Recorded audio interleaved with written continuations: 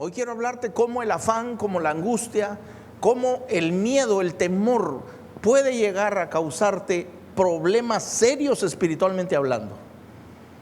Hoy en la mañana yo hacía un breve repaso de lo que les compartía a mis hermanos el día jueves en nuestro discipulado.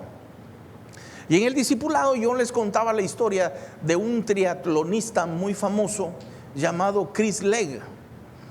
Ustedes saben que el triatlón es una mezcla de 3 disciplinas muy difíciles y muy complicadas. El triatlón está constituido por la natación, por el atletismo, o sea, la carrera, y también por el ciclismo. Para que tú puedas convertirte en un triatlonista, o para que yo pueda convertirme en un triatlonista, tengo que primero aprender a nadar 4 kilómetros. Después de eso montarme en una bicicleta y recorrer 180 kilómetros. Y posteriormente, cuando me baje de la bicicleta, correr una maratón de 42 kilómetros. No en balde, a esa competencia se le denomina el hombre de hierro. Los mejores atletas en esa disciplina dice que logran hacer ese recorrido en un poco menos de 9 horas. Chris Legg en 1997 cuenta la historia que se metió, siendo uno de los mejores atletas y de los mejores representantes de esa disciplina, se metió a competir. Y esa competencia para él no fue muy gratamente recordada. Chris Legg se quedó a 50 yardas de la entrada. Cuando hicieron el diagnóstico para saber qué le había sucedido, el diagnóstico fue deshidratación y falta de alimentación correcta. Nuestro cuerpo físico se puede deshidratar. Dice la historia que Chris Legg, 50 yardas antes de llegar a la meta, todos sus órganos colapsaron. Cayó rendido, desmayado, casi frente a la meta. ¿Por qué? Por no haberse hidratado correctamente.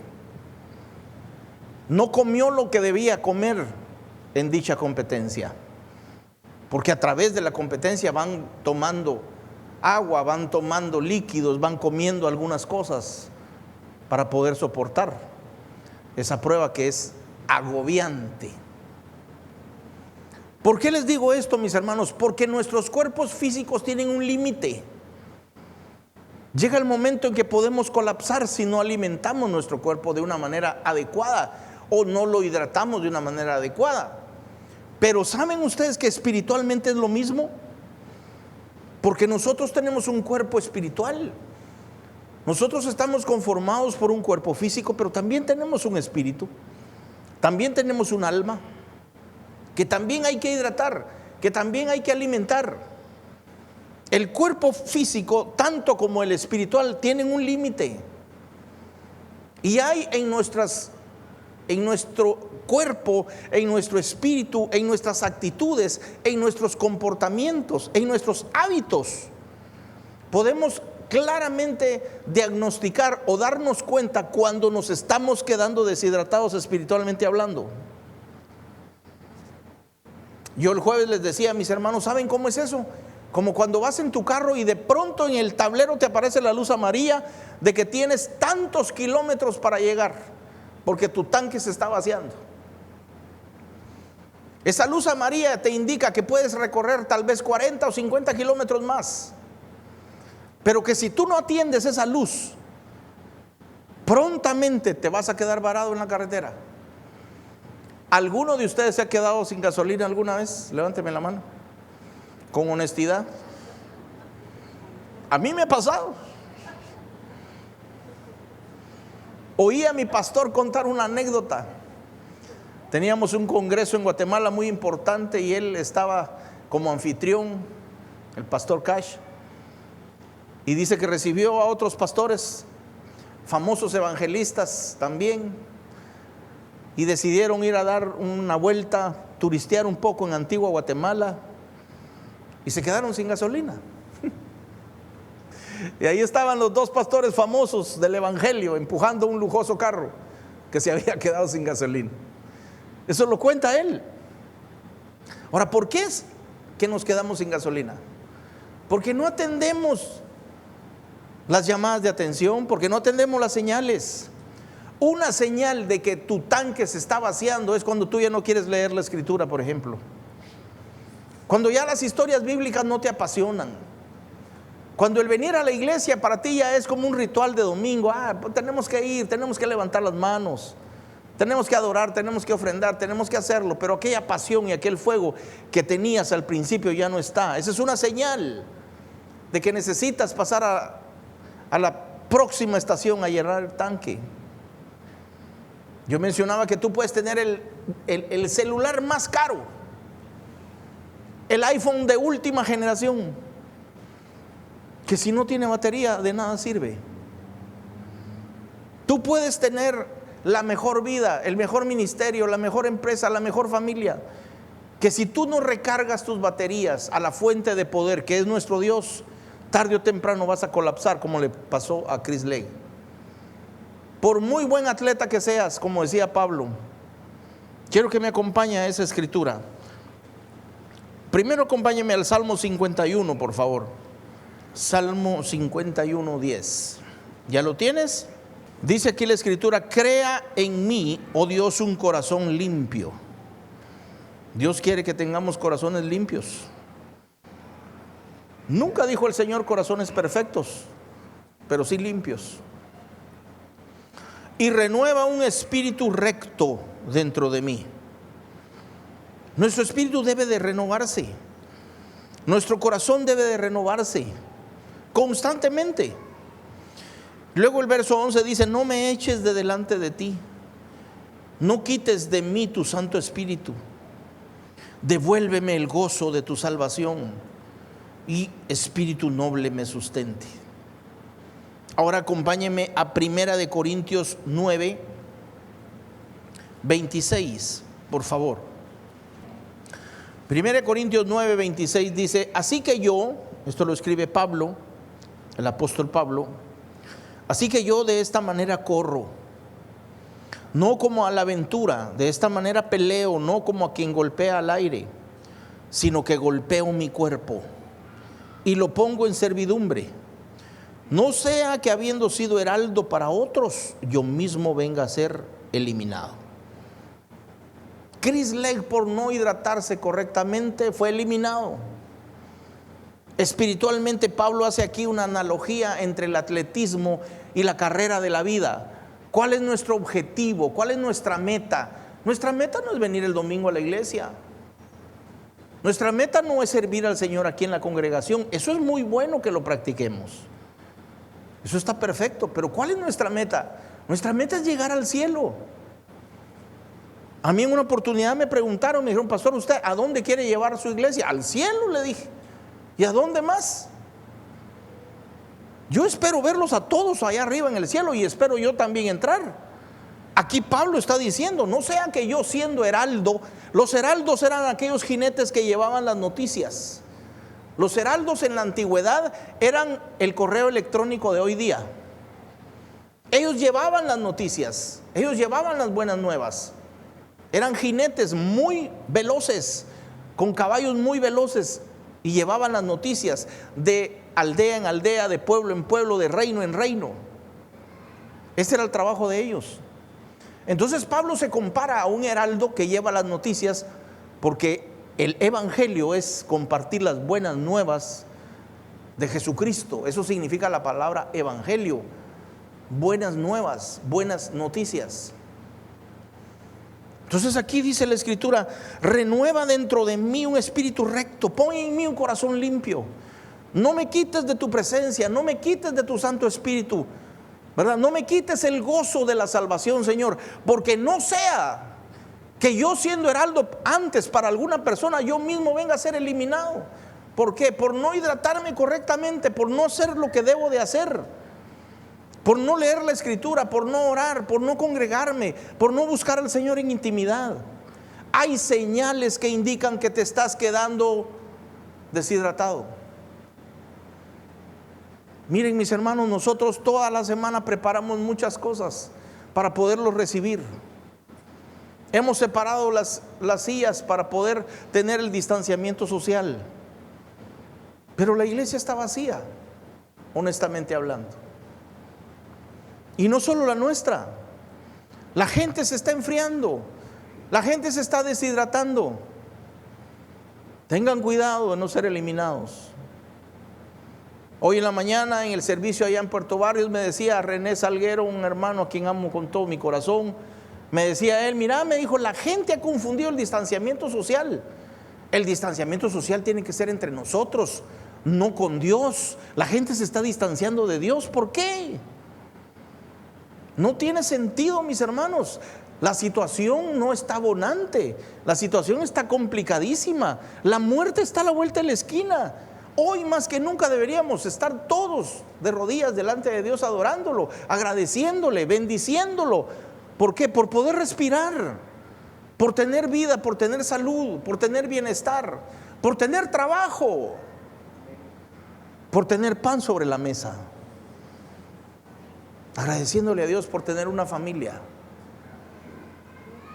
Agradeciéndole a Dios que tienes alguien que te espera cuando sales del trabajo. Pero la gente se está enfriando. Hay muchos deshidratados espiritualmente hablando. Y me llama poderosamente la atención que Dios compara el agua con su palabra. Te lo demuestro bíblicamente. Ve conmigo a Juan 4:14, por favor. Dice la escritura: mas el que bebiere del agua que yo le daré, dice Jesús, no tendrá sed jamás, sino que el agua que yo le daré será en él una fuente de agua que salte para vida eterna. Esa agua de vida es la palabra de Dios. Esa agua que nos limpia es la palabra de Dios. Si nosotros creemos en Él, de nuestro interior, dice la Escritura, saldrán ríos de agua viva. Si de tu interior hay un río que brota de agua viva, ¿cómo vas a estar deshidratado? Si nosotros nos mantenemos en oración, nos mantenemos orando, nos mantenemos en comunión con Dios, no hay manera de que te deshidrates espiritualmente hablando.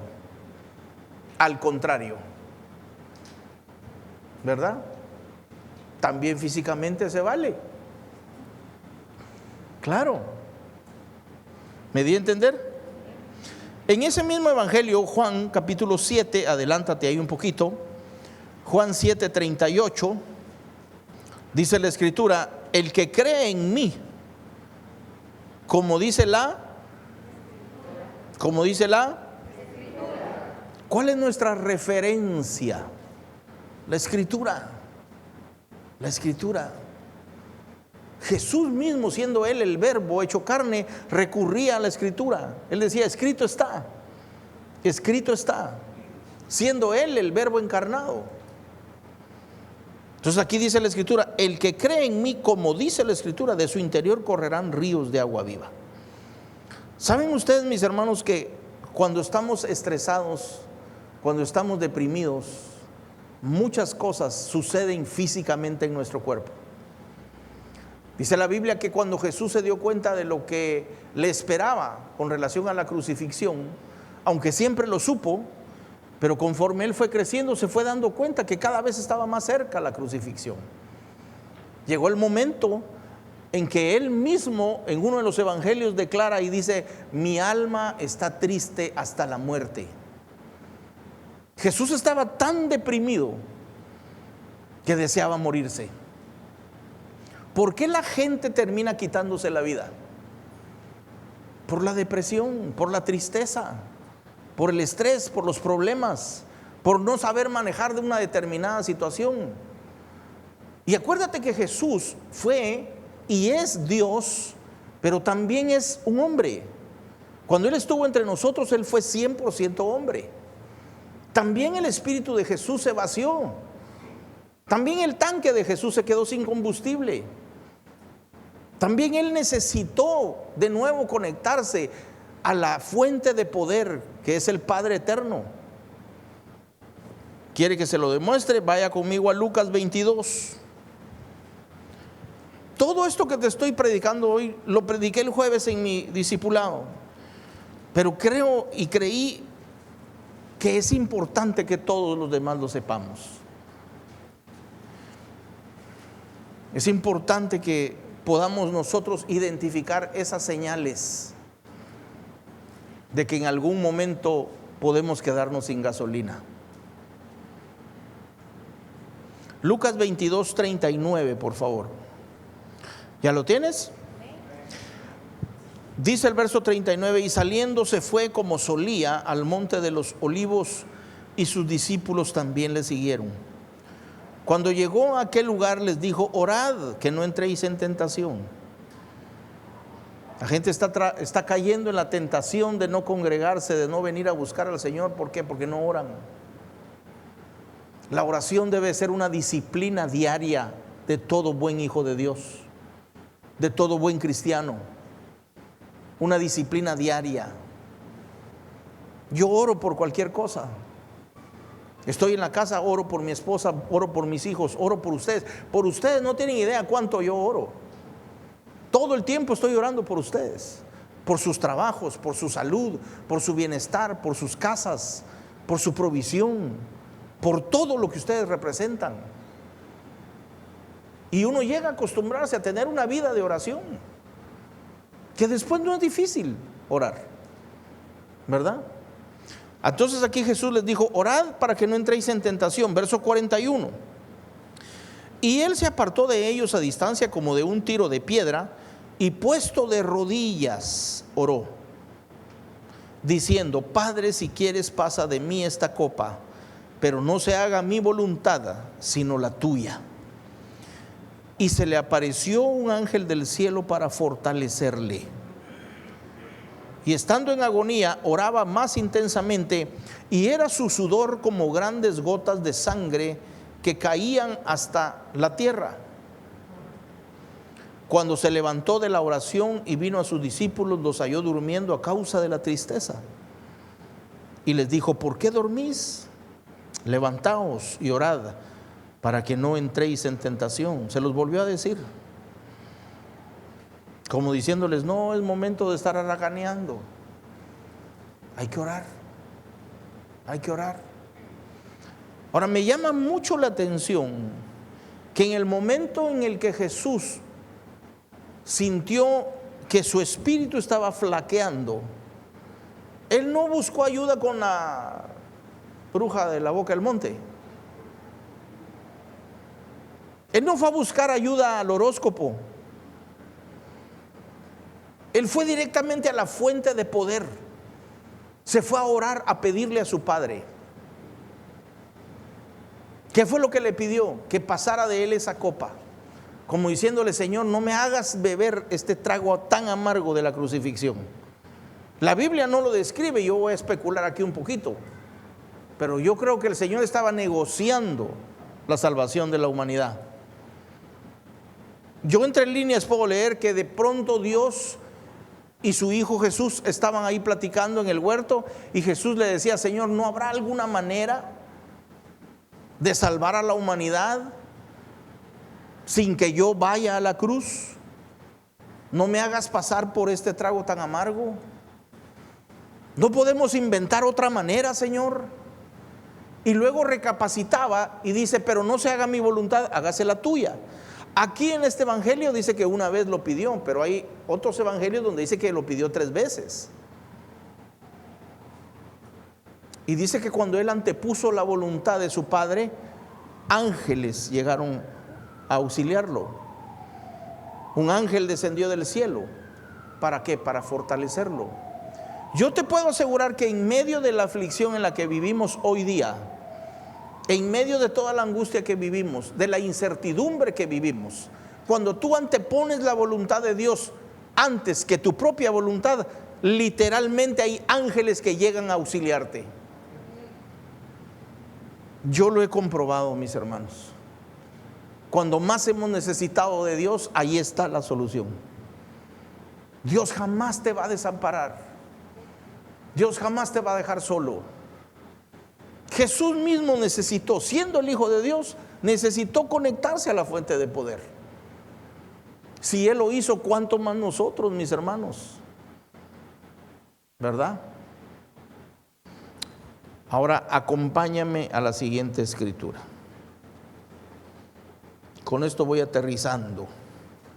Salmo 34:4, por favor.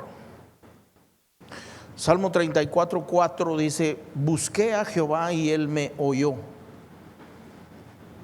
y me libró de todos mis temores. Quiere decir que para ser libre de los temores y para que Dios te oiga, primero tienes que buscarlo. Léelo de nuevo. Busqué a Jehová y Él me oyó. ¿Qué es lo primero que hay que hacer? Buscar a Dios. Luego Él nos oye y posteriormente nos libra de todos nuestros temores. Yo en todos mis años no recuerdo que haya habido una época en la que hayamos tenido más temor. Hoy estamos aquí, no sabemos si mañana o el próximo domingo vamos a podernos reunir. Hay una incertidumbre, hay tanta noticia falsa. Las redes sociales, unos dicen una cosa, otros dicen otra. Hay tanta desinformación que lo único que tenemos es temor, miedo. Pero aquí dice el salmista: yo busqué a Jehová, Él me oyó y me libró de todos mis temores. Los que miraron a Él fueron alumbrados, porque Él es la luz del mundo, y sus rostros no fueron avergonzados. Mis hermanos, Dios se va a encargar de jamás dejarnos avergonzados por decir que creemos en Él y por decir que le servimos a Él. Este pobre clamó y le oyó Jehová y lo libró de todas sus angustias. El ángel de Jehová acampa alrededor de los que le temen y los defiende. Fíjate, aquí yo encuentro dos clases de temor. El temor que Dios, o mejor dicho, el temor que nos da la situación, o el temor que tenemos que tener por Dios. El temor que tenemos que tener por Dios es un temor reverente. De hecho, la palabra temor en el original significa reverencia, significa obediencia. Entonces aquí la escritura dice: el ángel de Jehová acampa alrededor de los que le temen. ¿Qué significa? El ángel de Jehová acampa alrededor de los que le reverencian. El ángel de Jehová acampa alrededor de los que le obedecen. El ángel de Jehová acampa alrededor de los que le adoran. Este temen no es un temor de miedo, es un temor de reverencia. Cuando nosotros estamos con el Señor, luego dice que Él nos defiende. Es Dios mismo defendiendo a sus hijos, mis hermanos. Hoy en la mañana yo les explicaba y les decía el pasaje bíblico donde Josafat, siendo el rey de Judá, se enfrentó a 3 ejércitos diferentes. Conspiraron en contra de un solo rey, 3 ejércitos diferentes. Lo primero que Josafat hizo, dice la escritura, fue ir y consultar con Dios, como diciendo: Señor, ¿cuál es la estrategia? ¿Qué vamos a hacer? ¿Y saben qué le dijo Dios? Estén quietos, tranquilos, porque la guerra no es de ustedes, la guerra es mía, dijo Dios. Dice la escritura que los 3 ejércitos, los 3 armaron embajadas para poder atacar a Judá. Y fue tanta la confusión que entre ellos mismos terminaron matándose y no quedó uno solo vivo. Y no solamente Dios los eliminó a todos, sino que el botín de todo lo que llevaban se los entregó a los de Judá. Eso es lo que hace Dios cuando confiamos en Él. Por muchos enemigos que se quieran levantar hoy, por mucho que la enfermedad quiera levantarse, por mucho que el desempleo quiera levantarse, por mucho que la angustia, el estrés, el afán, la ansiedad quieran levantarse contra nosotros, nosotros confiamos en Dios, porque el ángel de Jehová acampa alrededor de nosotros que tenemos temor de Dios. de nosotros que reverenciamos a Dios, de nosotros que obedecemos a Dios. Entonces no hay tales de que me estoy enfriando. No, hoy más que nunca, mis hermanos, bien hidrataditos espiritualmente hablando y encendidos en el fuego del Espíritu Santo. Eso es lo que nos corresponde a nosotros. Ve conmigo al Salmo 34. No, ese fue el que leímos. Salmo 27, perdón. Salmo 27, 1. Dice la Escritura: Jehová es mi luz y mi salvación. ¿De quién temeré? ¿Habrá algo que te pueda dar miedo si tu confianza está puesta en Dios?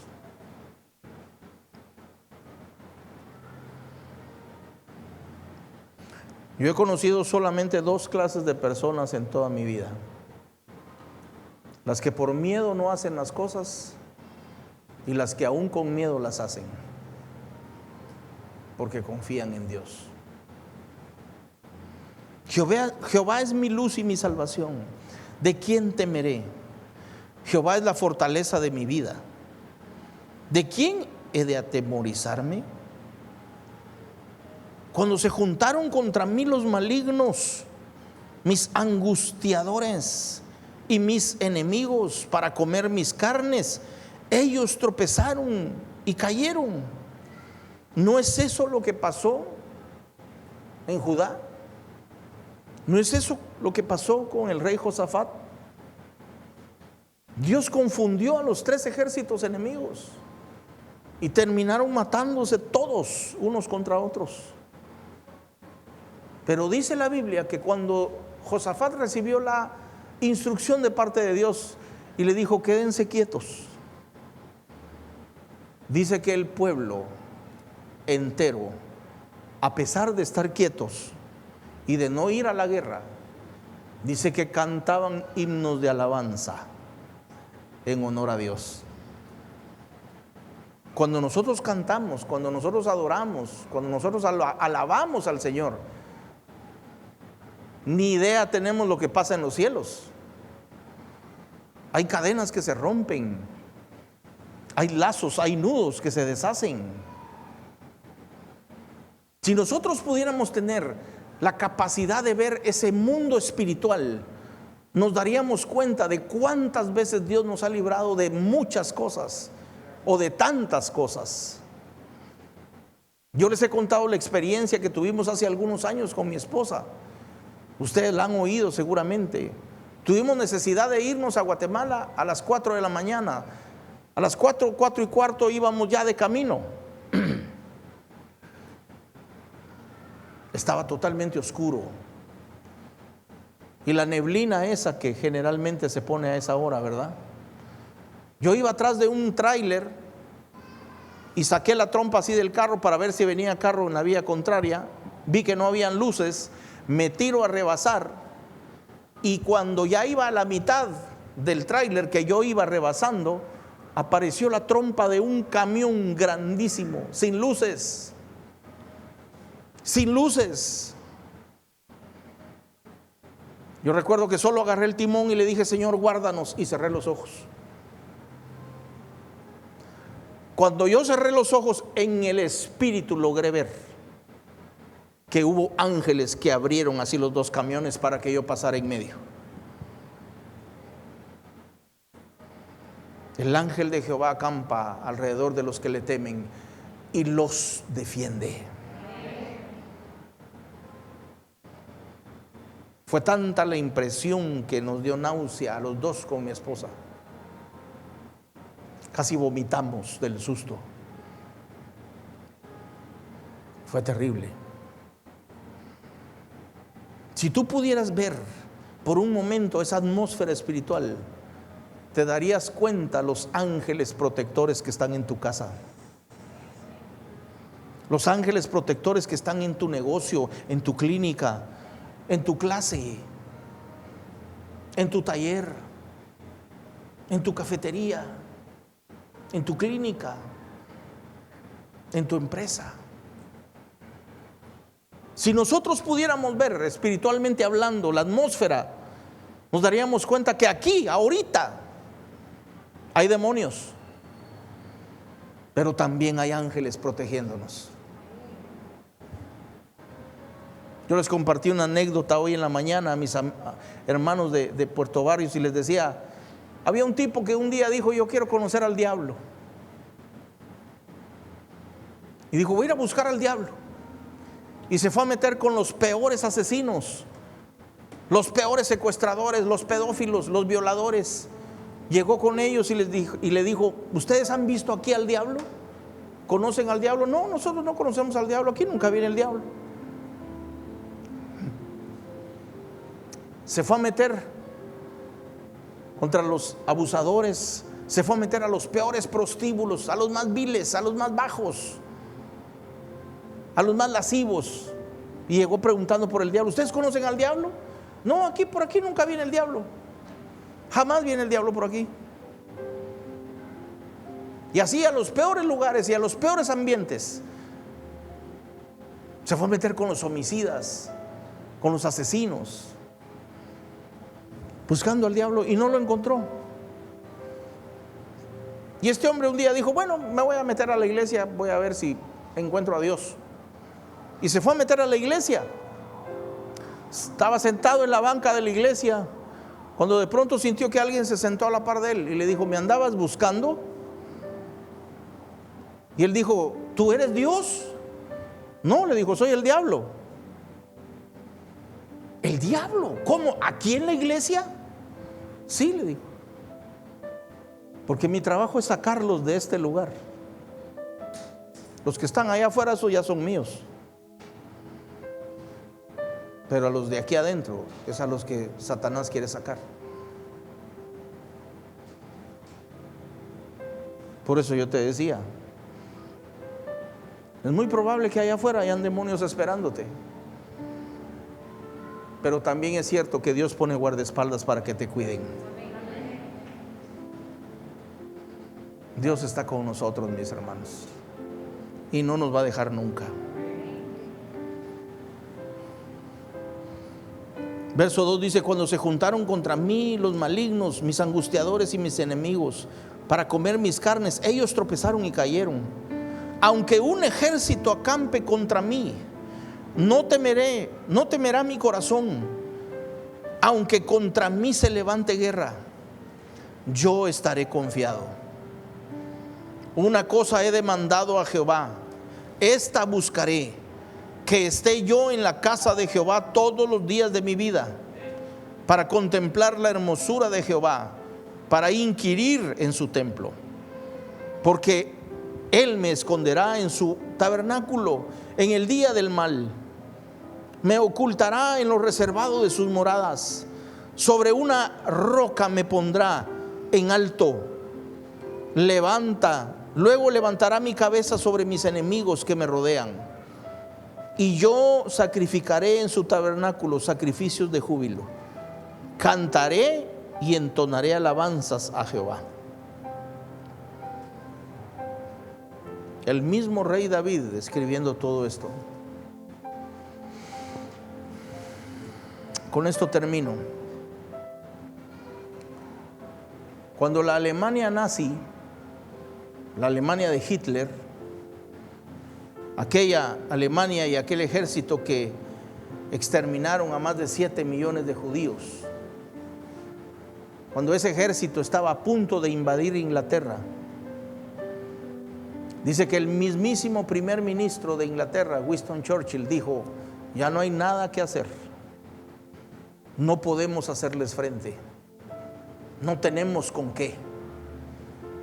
El ejército de ellos es mucho más numeroso y mucho más fuerte y mejor equipado. Lo único que nos queda, dijo Winston Churchill, es orar.